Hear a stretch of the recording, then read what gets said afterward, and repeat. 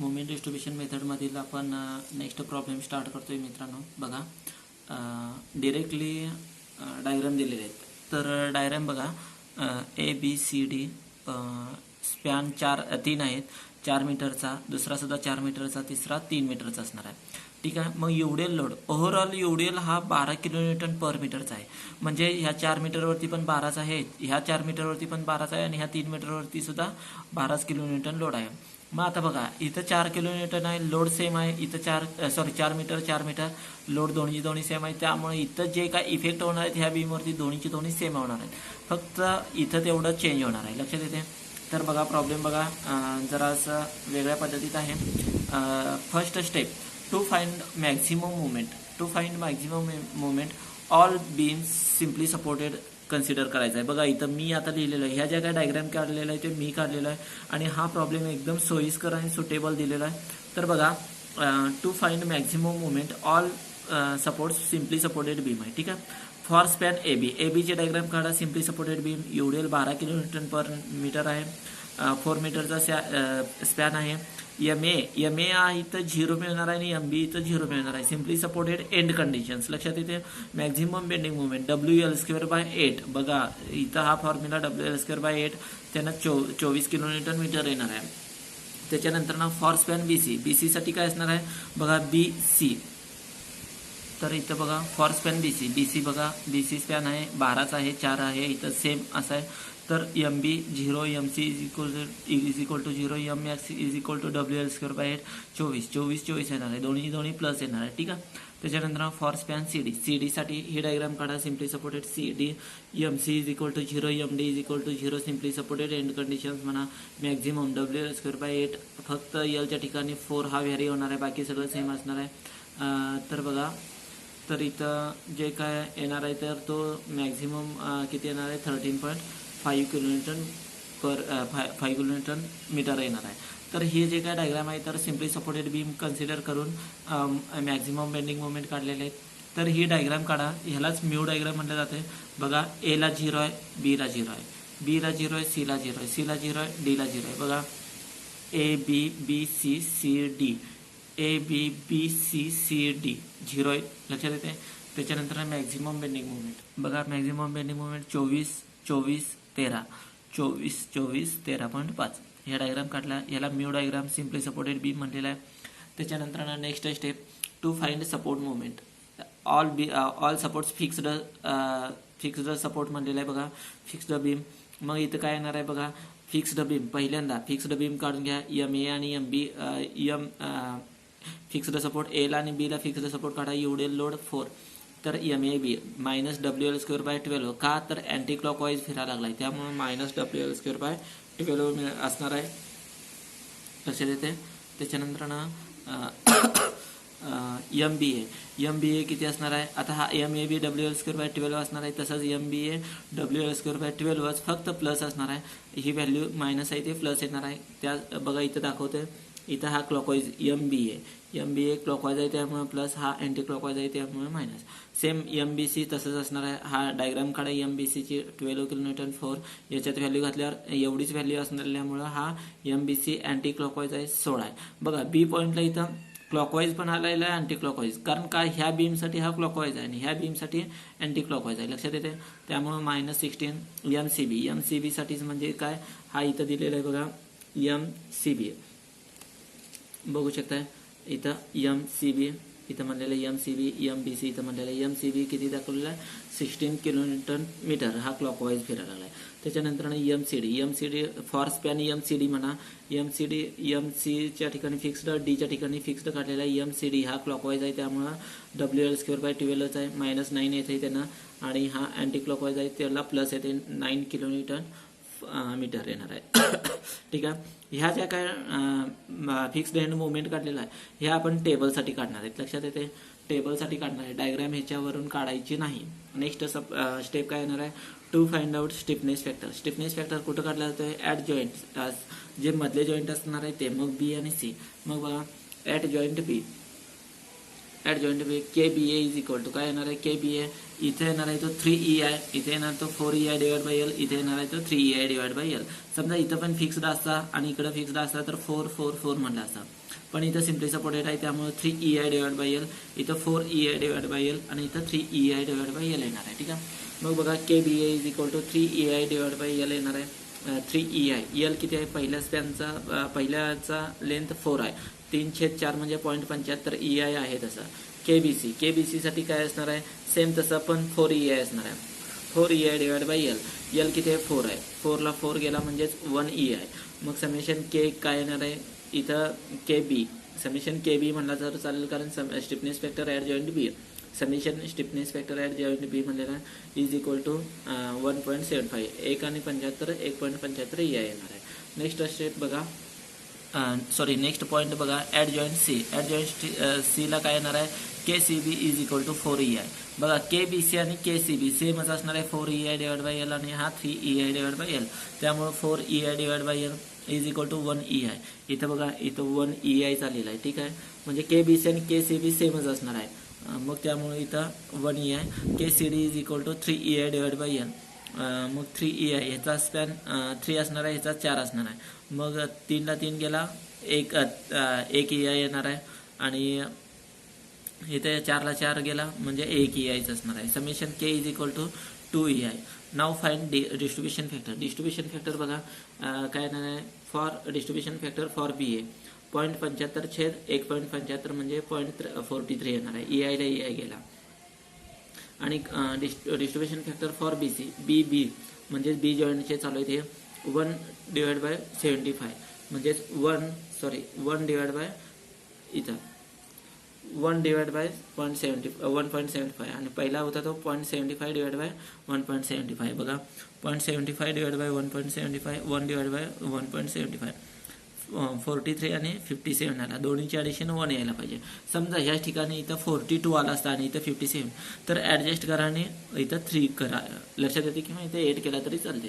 मग बघा distribution factor 43 + 57 is equal to 1 hence okay. आणि डिस्ट्रीब्युशन फॅक्टर फॉर CB साठी काय येणार आहे बघा, यांना डायरेक्ट इथं स्टेप केलेलं आहे. तर डिस्ट्रीब्युशन बघा इथं 1 डिवाइड बाय 2 करा आणि 1 डिवाइड बाय 2, 1 डिवाइड बाय 2 म्हणजे 0.5 येणार आहे. मग distribution factor 0.5 + 0.5 is equal to 1 hence okay. लक्षात येते. आता स्टिफनेस फॅक्टर झाला, डिस्ट्रीब्युशन फॅक्टर झाला. आता ह्याच्यानंतर काय मिळणार आहे आपल्याला, आपण टेबल काढायचं आहे. बघा नेक्स्ट स्टेप असणार आहे प्रिपेअर टेबल. बघा मित्रांनो, ज्यावेळी टेबल काढायच्या आधीचे सगळे स्टेप्स सोपे आहेत आणि त्या स्टेपपर्यंत तुम्ही कुठे चुकू नका. आता टेबल बघा, टेबल ॲक्च्युली बीमचं डायग्राम काढलेला आहे. ABCD UDL आहे 12 किलोमीटर 12 किलोमीटर 12 किलोमीटर, 4 मीटरचा स्पॅन आहे, 4 4 3 असणार आहे. मग ह्यालाच ABCDलाच जॉईंट बनलेला आहे. त्याच्यानंतर member A to B AB येणार आहे, B to A BA, B to C BC. मग CB इथे येणार आहे, CD इथे येणार आहे आणि DA इथे येणार आहे, DC येणार आहे. बघा DC. त्याच्यानंतर काय येणार आहे डिस्ट्रीब्युशन फॅक्टर. ह्या B जॉईंटमध्ये डिस्ट्रीब्युशन फॅक्टर 0.43 आणि 0.57. याच्यासाठी C साठी 0.5 आलेला आहे, दोन्हीची ॲडिशन 1 होते. ठीक आहे. त्याच्यानंतर फिक्स्ड एंड मोमेंट आपण ज्या व्हॅल्यू काढल्या आहेत -16 + 16, -16 + 16, -9 + 9. त्याच्यानंतर नेक्स्ट स्टेप येणार आहे ते साईन चेंज करा मित्रांनो, फक्त एंडच्याच, कारण का सिम्पली सपोर्टेड आहे तिथं 0 आणण्यासाठी मायनसचं प्लस प्लसचं मायनस. ठीक आहे. मग बघा, मग त्याच्यानंतर carryover A to B and D to C. A to B म्हटल्यानंतर 8चा कॅरीओवर फॅक्टर Bकडे Aचा कॅरीओवर फॅक्टर Bकडे 8 होणार आहे, 16च्या निम्मा 8. इथं 9च्या निम्मा 4.5 होणार आहे. कॅरीओवर D to C येणार आहे. ठीक आहे. -9चं -4.5. मग बघा त्याच्यानंतर ही झाली इनिशियल मुवमेंट. इथे ॲडिशन करा, -16 + 16 0 येणार आहे. 16 आणि 8 24. इथं 16 आणि 16 नुसतं डिरेक्टली. बघा ही व्हॅल्यू घ्यायची नाही डिस्ट्रीब्युशन फॅक्टर, फक्त इथं समजा बायचान्स इथं 24 आले असते, इथं प्रॉब्लेम स्टॉप झाला असता. लक्षात घ्या. इथं काहीतरी डिरेक्टली, आता इथं ह्याची व्हॅल्यू 16 आली असती तर इथं प्रॉब्लेम स्टॉप झाला असता. असा कुठला तर प्रॉब्लेम असणार आहे. मग त्याच्यानंतर हा 16, 9 आणि 4.5 13 येणार आहे आणि हा 0 येणार आहे. ठीक आहे. मग बघा मित्रांनो, बॅलेन्स फर्स्ट डिस्ट्रीब्युशन झाला. बॅलेन्स B अँड C म्हणजे इथं हा बॅलेन्स करा. 24 + 16 म्हटल्यानंतर 8 येणार आहे बघा आणि इथं 16तनं 13.5 हे ॲडिशन केल्यानंतर ना काहीतरी बॅलन्स मेथड बघा, बॅलन्स मेथड 24मधनं 8 म्हणजे हे ॲडिशन केले, मायनस साईन असल्यामुळे इथं 8 येते. मग +8चं -8 डिस्ट्रीब्युशन फॅक्टर 0.43 मल्टिप्लाय करा, 0.57 मल्टिप्लाय करा, येणारा आन्सर -3.44 आणि -4.56. इथं लिहा, इथं दोन्ही सेम ही स्टेप इथं करा. इथं केलेलं आहे बघा 16 13.25 सॉरी 13.5. इथे येणार आहे तो 25 येतोय, सॉरी 2.5 येतोय. प्लस आलेला आहे तो मायनस करा, इथं मायनस आहे तो प्लस कर, इथं प्लस आहे तो मायनसच आहे, इथं प्लस आहे तो मायनस करा. तर 0.5 मल्टिप्लाय केल्यानंतर ना 1.25, इथं 1.25 मायनस आलेला आहे, लक्षात येते. मग कॅरी ओव्हर तुम्ही करा. कॅरी ओव्हर फक्त मधलेच करायचे. 4.56 इथं कॅरी ओव्हर केल्यानंतर ना carry over B to C आणि C to B म्हणलेले, C to B. मग ह्याचा निम्मा 0.625 येणार आहे आणि ह्याच्या निम्मा -2.28 येणार आहे. मग बघा हे झाल्यानंतर ना इथं काय करायचं, इथं सेकंड डिस्ट्रीब्युशन ॲडिशन करा. कॅरी ओव्हर केल्यानंतर ना carry over B to C आणि C to B केल्यानंतर ना ही जी व्हॅल्यू आहे ह्याला परत डिस्ट्रीब्युशन फॅक्टरनं मल्टिप्लाय करा. ह्यांना डिस्ट्रीब्युशन फॅक्टर 0.43ला मल्टिप्लाय केल्यानंतर येणार आन्सर हा येणार आहे.